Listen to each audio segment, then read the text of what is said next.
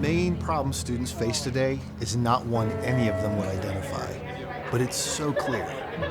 It's that we have lots and lots of little stories in life that don't add up to a big story.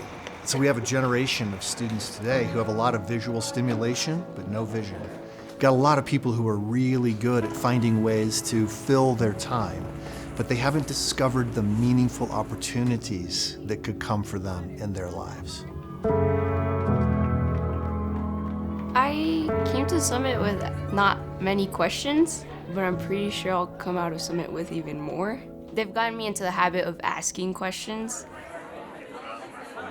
God equips, He empowers, and sends so that the smallest creature might bring forth fruit and glorify God. I didn't expect to want to research so much outside of what they're telling me, and it's so thought-provoking, so many things I didn't think that I had to think about. I'm now like, oh my gosh, I have to research this. I have to be responsible for what I believe so that I can do what the Lord has called us to do in being salt and light to the earth. Shades of gray, there's no room to be ambiguous about sexuality.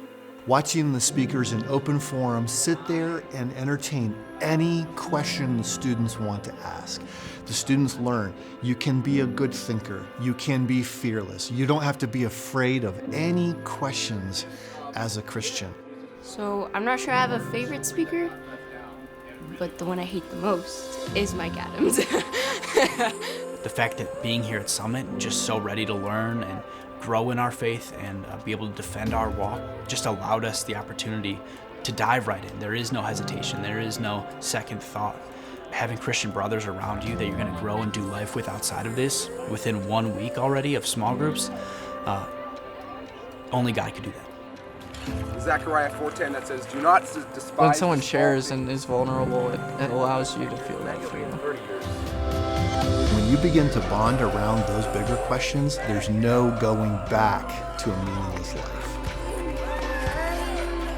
Being able to ask questions that you normally wouldn't be comfortable asking in a big setting. You can just be honest one-on-one, and be able to answer each other. But also sometimes we don't even have the answers, so we go back to the Bible.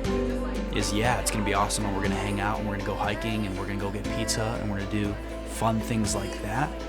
But we're also going to have intense theological discussions along the way, and we're going to talk about what we're learning, and we're going to talk about how that's going to affect our lives. So Tim and I are going to be heading up the first.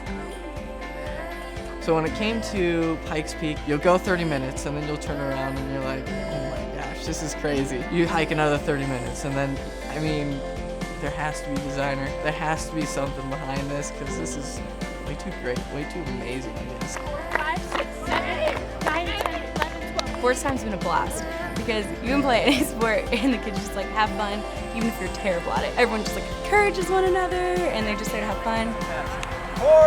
Frisbee for sure, which brings out my very competitive side, but I also have fellow competitors, so it's a great thing.